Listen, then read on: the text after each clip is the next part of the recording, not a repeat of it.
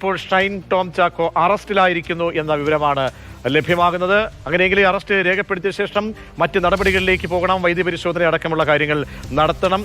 രാഗിൻ ചേരുന്നുണ്ട്. രാഗിൻ, ഇപ്പോൾ arrest officially record ചെയ്തല്ലേ?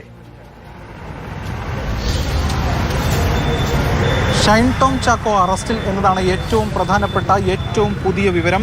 അതായത് പോലീസ് FIR രജിസ്റ്റർ ചെയ്തു, അതിന് പിന്നാലെ അറസ്റ്റ് റെക്കോർഡ് ചെയ്തു. ആദ്യഘട്ടത്തിൽ വിശദമായിട്ടുള്ള ചോദ്യം ചെയ്യലുണ്ടായിരുന്നു. അതിനുശേഷമാണ് ഈ നടപടിക്രമങ്ങളിലേക്ക് പോയിട്ടുള്ളത്. അതിൽ ഈ ഷജീറുമായി ബന്ധപ്പെട്ടൊരു കണക്ഷനാണ് ഇതിൽ ഏറ്റവും പ്രധാനമായും വന്നിരിക്കുന്നതെന്നാണ് ലഭിക്കുന്ന വിവരം. അതിൻ്റെ കൂടി അടിസ്ഥാനത്തിലാണ് പോലീസ് ഇക്കാര്യങ്ങൾ സ്വീകരിച്ചിരിക്കുന്നത്.